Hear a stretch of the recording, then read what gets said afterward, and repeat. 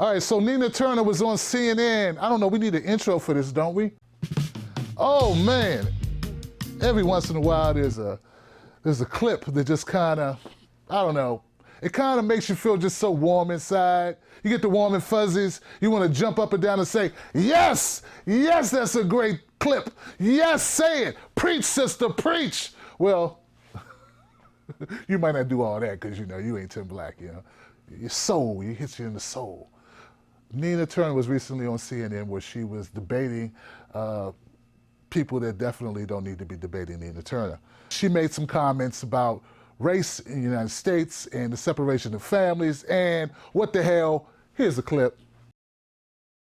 Trump and his supporters are way over here with everybody's, a majority of people are MS-13 is the story, and then there's over here where a bunch of people wish that there kind of was no border and that there was a perfect system in which everyone could just come in and there would be no emotional or physical hardships, and that universe will never exist. Right. There will Jake, always be America sad stories, and they have just specializes- exacerbated this situation. I mean, this country specializes in vilifying black and brown folks. Let's just be clear.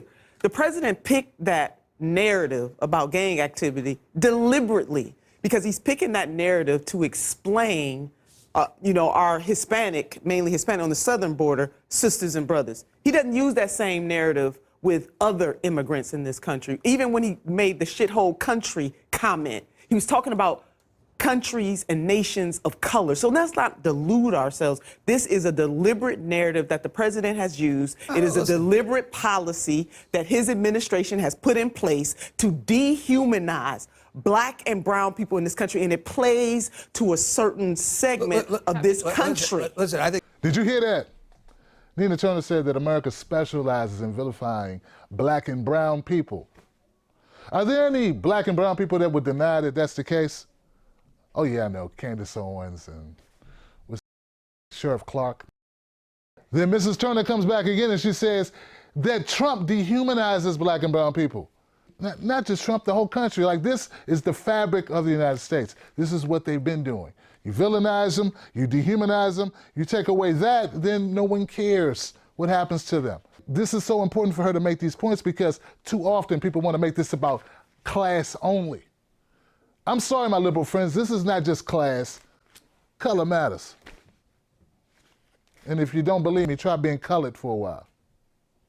I do look forward to the midterm pitch that the United States of America specializes in vilifying black and brown people. I do not think that will work for Democrats. They but do. Take it to the polls. Take it to the voters and enjoy. No, we will take it to the polls, but the history of this country, too. How many examples would you like me to give you about how this country specializes in that? This is not a great, this is not a great next year, pitch. 16, 19, next year, 1919, it'll be 400 years since the first Africans were brought to this continent as slaves. So it's not a pitch, it's a reality in this country. This woman's body language alone tells you she does not give a damn about black and brown people. I mean, a picture's worth 1,000 words here, and that's what it says. And I bet you there'll be more people commenting on this video right now who will call me a racist for pointing out what is glaringly obvious, which is her racism. It's right there. 1919, period. Next year, 1919, it'll be 400 years since the first Africans were brought to this continent as slaves. So it's not a pitch, it's a reality in this country. And the fact that you're taking such a cavalier attitude about the suffering of black and brown people in this country is appalling. No, it's not. It's absolutely appalling. No, Are you trying to say that this country does not specialize in racism and bigotry? I am saying that racism exists. I am saying that the United States of America but you have the luxury. You have the luxury to be cavalier about it. But people, my folks, don't have the luxury of being cavalier about it. Listen, I think the fact that you don't understand my point because you never lived a day in my shoes or the shoes of my ancestors. This is not a political pitch. This is reality. Mary Katherine, finish your point, and then Joey. What I'm being cavalier about is something I think we all agree about, which is that the United States of America is the freest country on the face of the earth and gives the with all most kinds of opportunity. oppression. I know that, but gives the most opportunity possible to brand us as you're only talking the about other this through a political lens. I'm talking about this through a life lens. Curry fires from way downtown. Oh, she shoots and she scores. Politics of race is terrible on both sides, right? Politics of race is terrible on both sides, right? I think it's a terrible I think it's horrible. I think it's horrible. Yeah, Listen, for Republicans to do it, or Democrats. I'm not saying that Republicans have a monopoly on racism and bigotry. What I'm saying is that we have become numb to some of the very real challenges in this country that are being exacerbated by this president. But he didn't invent racism and discrimination. I'll be the first one to say that. But to have people who are not black and brown to be cavalier around this panel, I am highly offended. I am just highly offended by this. All I'm asking is that we don't make it only that. The United States of America is not just about only that, but that is part of it. That was all I was saying. Was this country, did this country enslave Africans? Did this country take away the land of the Native Americans? Did this country have Jim Crow and black codes? Is this lady actually trying to sit on national TV and pretend that America does not have a history of specializing in this type of racial divide, this type of racial animus towards black folks? The Negro is not a part of my family. As a result, I don't elect to have him sit and eat with me. As a result, I don't elect to have him belong to a club that I may belong to. This is the way it has been. It's the history of the South. It's because we've been brought up like this. We have been taught like this. And we teach our children like this. And they'll teach their children like that. I think it is a matter that has been history all down through the years and will remain history. I know she's probably thinking it was a bad idea to even take that stance like, oh no, but America's mostly good. Except for that little part where, you know.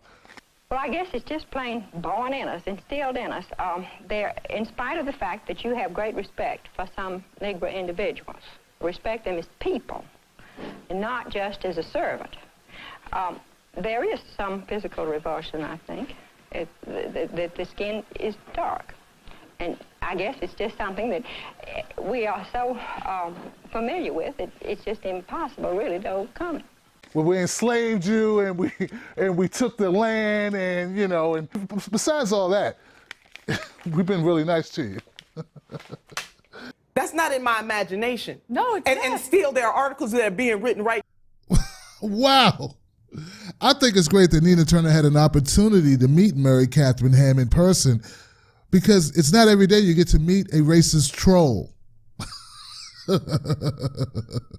I mean, she's definitely someone who's been in my comment section on YouTube or maybe tweeted me. That's not in my imagination. No, it's not. And still there are articles that are being written right now that still says that it'll take about 228 years for the average African American to catch up with the wealth of the average white person in this country. And we all have to care about it. So it is race and it is class. But to say that our country, the country was founded on racism and bigotry, David, and it does. But to say that America specializes. Black men are being shot.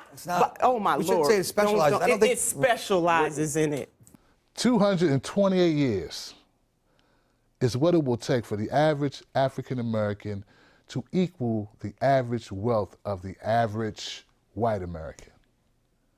Like, we don't even need to talk anymore. Like, conversation over. It's over, it's done. Nina Turner has proved her point, and this lady, she's just sitting there looking silly.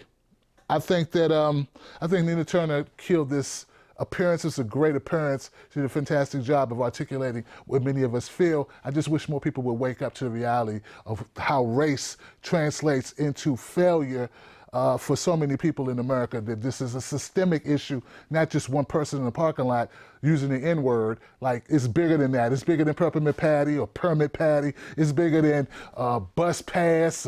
What's the guy that did the thing in CVS? It's worse than that. It's not Barbecue Becky. It's about systemic issues. And that's what Nina Turner is talking about. And unfortunately, a lot of people don't want to hear it. But luckily for us, we got Nina Turner to tell it. Great job. Epic.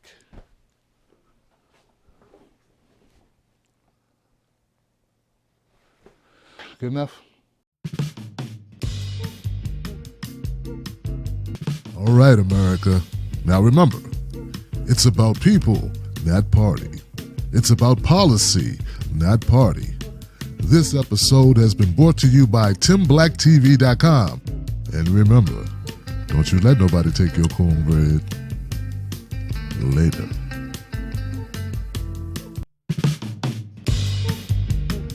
Oh man, every once in a while there's a clip that just kind of, I don't know, it kind of makes you feel just so warm inside. You get the warm and fuzzies. You want to jump up and down and say, yes, yes, that's a great clip. Yes, say it. Preach, sister, preach. Well, you might not do all that because, you know, you ain't Tim Black, you know.